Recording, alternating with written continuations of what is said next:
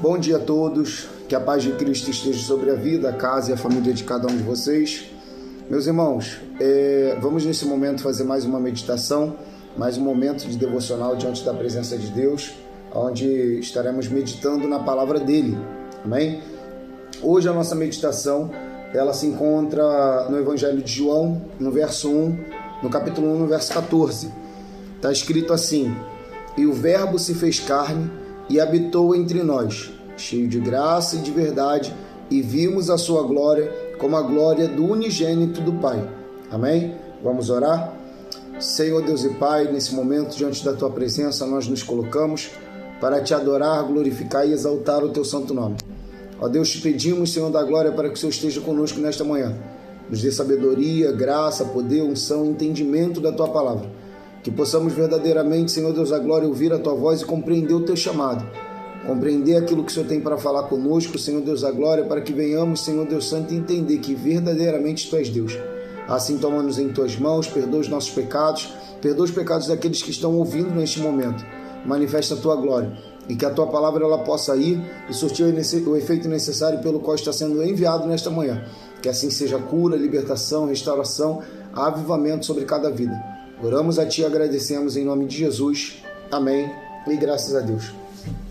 Meus amigos, hoje nós temos aqui uma palavra ao qual o autor deixa para nós, para a nossa meditação, que diz: o Filho Eterno se encarnou O Filho Eterno se encarnou em perfeita submissão ao plano trinitário. Vamos tentar destrinchar aqui um pouquinho isso. Jesus, ele, nesse texto aqui de João 14, fala que ele nasceu não da vontade da carne. Na verdade, no 13. Ele nasceu não da vontade da carne, mas da vontade de Deus. E aí no 14, que é o nosso texto referência, está escrito: "E o Verbo se fez carne e habitou entre nós, cheio de graça e de verdade, e vimos a sua glória como a glória do unigênito do Pai." Jesus, ele em todo momento sempre foi obediente ao Pai. Jesus, ele não fez nada da sua própria vontade, ele não agia conforme a sua própria vontade, mas ele agia conforme o plano que o Pai já havia determinado. Ou seja, Jesus, ele não simplesmente chegava num lugar e fazia aquilo que ele queria, mas ele trabalhava de acordo com a vontade do Pai, porque a vontade do Pai, naquele momento ali, para o plano da redenção do qual estava sendo executado, era uma vontade perfeita. Jesus tinha uma missão. A missão de Jesus ali naquele momento era de pregar o Evangelho, de anunciar as boas novas, de anunciar o reino de Deus, de falar do amor de Deus àqueles que necessitavam de ouvir, de fazer discípulos. Por quê? Se Jesus naquele momento ali, ele não faz discípulos e ele simplesmente vai diretamente à cruz para morrer por nós, o Evangelho hoje de repente não tivesse chegado até nós. Porque nós hoje temos o Evangelho nas nossas mãos, claro, por causa da obra que Deus fez, isso aí não tem dúvida. Deus, o Espírito Santo, ele manteve essa palavra aqui viva, ele manteve os livros que foram escritos vivos, inteiros, para que pudesse chegar até hoje nas nossas mãos. Eu creio na autoridade de Deus e eu creio que foi o Espírito Santo quem conduziu tais homens tanto a escrever cada palavra desse livro, tá? Ou seja, Deus, ele inspirou cada homem, não foi Deus que escreveu, tá? Precisamos entender isso. Deus, ele não escreveu cada palavra dessa aqui da Bíblia. Deus inspirou homens a escrever, tá bom?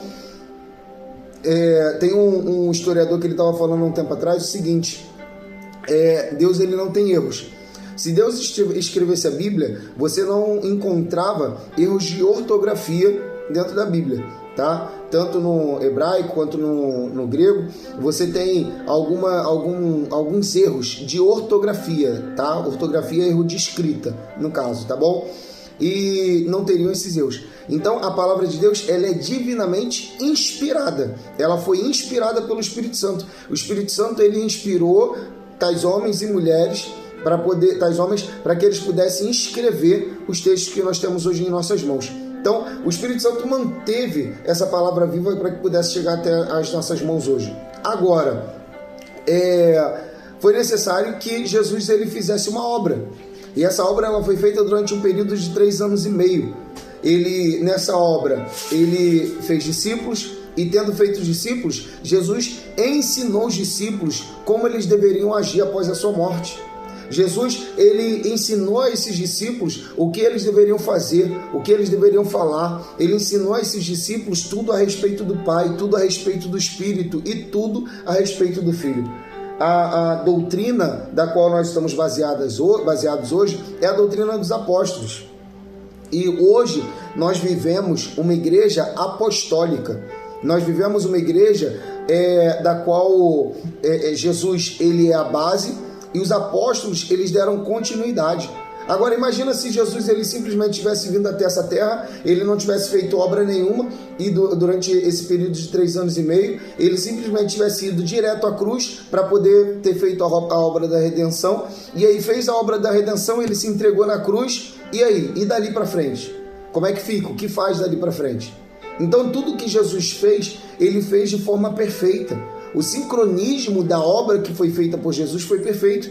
Ele só ia onde o Pai mandava, ele caminhava por onde o Pai mandava, ele fazia aquilo que o Pai mandava. Nós podemos ver que tudo que Jesus fazia tinha propósito. Por exemplo, aquele endemoniado gadareno, ali nos termos de Decápolis, quando Jesus ele vai ali para poder curar aquele endemoniado, que ele atravessa o mar da Galileia, que ele chega ali e aquele homem é liberto, parece que não tem propósito nenhum. Jesus foi ali só para isso? Não. Jesus foi para ali e a Bíblia fala que quando Jesus manda que aquele homem volte, porque aquele homem queria se tornar um discípulo de Jesus, Jesus vira para ele e fala assim, olha, vai e anuncia as boas novas. Anuncia quão grandes coisas foram feitas por você. Anuncia na tua casa, anuncia na tua parentela, anuncia no meio dos teus amigos. Aqueles que viram você da forma que você estava, estão vendo hoje a transformação na tua vida. Anuncia que essa transformação ela veio através do Cristo, Filho de Deus. Então, tudo que Jesus fazia tinha um propósito. Porque Jesus ele era totalmente obediente a Deus. E assim tem que ser nas nossas vidas. Precisamos ser totalmente obedientes a Deus, entender que, independente da circunstância, do momento, daquilo que nós estamos vivendo porque Deus ele tem um propósito. Deus ele não perde o controle de nada, ele sempre está no controle de tudo. Quem pudesse olhar pelo olhar físico, humano, poderia olhar e dizer assim, ué, ele não é o Filho de Deus? Deus perdeu o controle de todas as coisas porque ele está sendo crucificado. Ele foi espancado, foi esmurrado, foi cuspido, foi maltratado, foi humilhado. O Filho de Deus está sangrando. Ele está agora preso numa cruz. Ué, Deus perdeu o controle de todas as coisas? Não. Satanás ele estava feliz porque Cristo estava ali na cruz crucificado? Não. Deus não perdeu o controle de todas as coisas. Tudo estava na total vontade de Deus. Não foi a vontade de Satanás crucificar Jesus, foi a vontade de Deus que crucificou Jesus. Era a vontade de Deus que Jesus fosse crucificado, para que ele sendo crucificado, nós tivéssemos a chance hoje de sermos redimidos diante do Pai. E hoje nós temos uma ponte sobre o abismo que se chama Jesus Cristo. Jesus ele é o caminho, o Espírito Santo é quem nos conduz nesse caminho. Então, hoje nós podemos dizer que, por causa da obediência de Cristo, nós alcançamos ao Pai. E aí Cristo ele foi obediente em todo momento, em todo tempo, porque tinha um propósito. Quando nós vamos aqui em João 5, no verso 19, fala que Jesus explica a sua missão, ele diz assim, então lhes falou Jesus, em verdade vos digo, que o Filho nada pode fazer de si mesmo, senão somente aquilo que vir fazer o Pai. Ou seja, ele está confirmando aqui aquilo que nós estamos falando. O Filho não pode fazer nada por si mesmo, somente aquilo que o Pai ordena a ele. Porque o Pai ama o Filho, ama ao Filho, e lhe mostra tudo o que faz. E maiores obras do que estas lhe mostrará para que vos maravilheis. Pois assim como o Pai ressuscita e vivifica os mortos, assim também o Filho vivifica aquele a quem quer. E o Pai ninguém julga, mas ao Filho confiou todo o julgamento, a fim de que todo homem, todos honrem o Filho do modo por que honram o Pai. Quem não honra o Filho, não honra o Pai que o enviou. Em verdade vos digo, que quem ouve a minha palavra e crê naquele que me enviou, tem a vida eterna. Não entra em juízo, mas passou da morte para a vida. Então, esse aqui foi o objetivo de Jesus. O objetivo de Jesus foi se entregar para que nós pudéssemos ser alcançados, para que crendo nele, porque Jesus é o caminho, é ele quem faz com que nós venhamos a chegar até o Pai, para que crendo nele nós venhamos a alcançar o Pai, nós venhamos a alcançar a vida eterna. E aqui Jesus fala assim, porque o Pai ama ao Filho.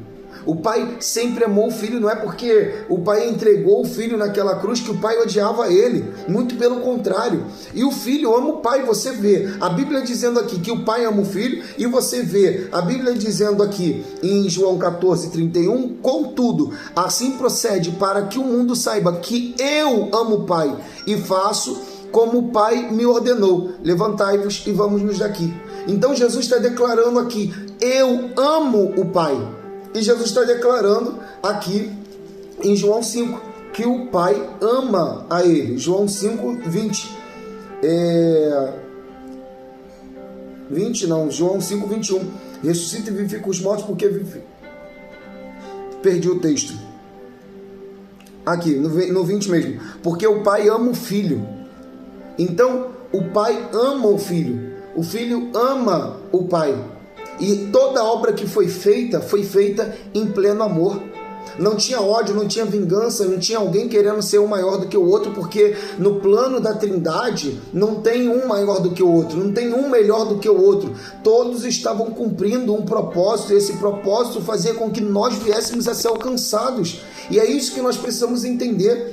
Nós fomos alcançados pela obra que foi feita. Quando o autor fala que o Filho Eterno se encarnou em perfeita submissão ao plano trinitário, ele não está querendo dizer que o Pai ele era maior ou melhor do que o Filho, que o Filho era menor ou pior do que o Pai. Não, os três são um só.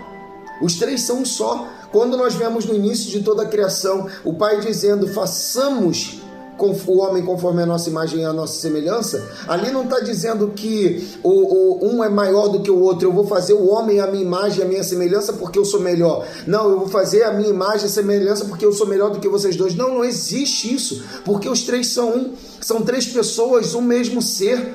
Esse Deus maravilhoso que encarnou, ele encarnou para que nós viéssemos a ter uma nova oportunidade, sermos reconciliados, porque o Pai nunca quis que nós vivêssemos afastados dele. O Pai nunca quis que nós estivéssemos longe, distantes dele. Então que venhamos a entender hoje, Jesus, ele te ama. O Pai te ama. O Espírito que habita dentro de você te ama. E ele quer te ver bem. Ele quer ver você se levantar. Ele quer te levantar. Ele quer te elevar a um nível de intimidade muito mais alto. E fazer com que você venha alcançar em Jesus Cristo misericórdia. Amém? Receba essa palavra. Guarda ela na tábua do teu coração. Entenda que Jesus te ama. Ele não está olhando para os seus pecados. Ele não está olhando para as suas falhas. Não está olhando para o que você cometeu no passado. Ele não está olhando para aquilo que você pode ter feito. Satanás ele vai tentar de tudo para te fazer parar. Ele vai tentar de tudo para te fazer desistir. Ele vai jogar os teus pecados na tua cara, ele vai te humilhar, ele vai te maltratar, ele vai te jogar no chão, ele vai te chutar se for preciso, para que você esteja cada vez mais afundado. Mas Deus ele não faz isso. A Bíblia fala que Deus ele lança o nosso pecado no mar do esquecimento. Ele não se lembra mais do teu pecado. Ele não traz à tona o teu pecado para te fazer triste, para te humilhar. Mas Jesus ele te levanta como nova criatura para fazer nova todas as coisas. Em Cristo foram feitas novas todas as coisas. Em Cristo somos mais do que vencedores. Então levanta hoje a tua cabeça, entenda que Cristo te chamou para ser mais do que vencedor. Amém? Deus abençoe a todos em nome de Jesus.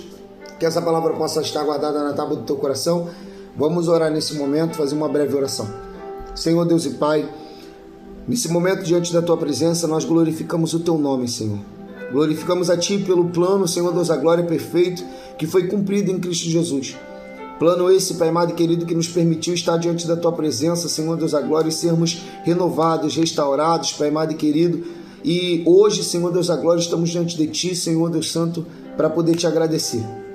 Agradecer por Tua obra em nossas vidas, agradecer por Teu perdão, por Teu amor, agradecer por tudo que o Senhor tem feito sobre nós. Agradecer por Tua graça e misericórdia. Continua nos abençoando, dando-nos força, Pai amado e querido, para que venhamos a resistir às tentações e estarmos firmados diante de Ti. Peço perdão pelos nossos pecados, pelos meus pecados, e Te peço em nome de Jesus para que o Senhor nos dê força, para que venhamos a enfrentar o inimigo de nossas almas e em Ti possamos vencer, Senhor Deus da glória, todas as tribulações. Assim oramos, Senhor Deus da glória, nesta manhã e agradecemos em nome de Jesus. Amém e graças a Deus. Amém? Que Deus abençoe a todos, que manifeste sobre a tua vida a glória e a graça dEle. Eu te desejo um dia abençoado e que a graça do nosso Senhor e Salvador Jesus Cristo, o amor de Deus Pai e as doces consolações divinas Espírito Santo de Deus seja com cada um que aguarda e espera a vinda de Jesus e que todos juntos possamos dizer com fé, amém. Está encerrado em nome de Jesus. Deus abençoe a todos.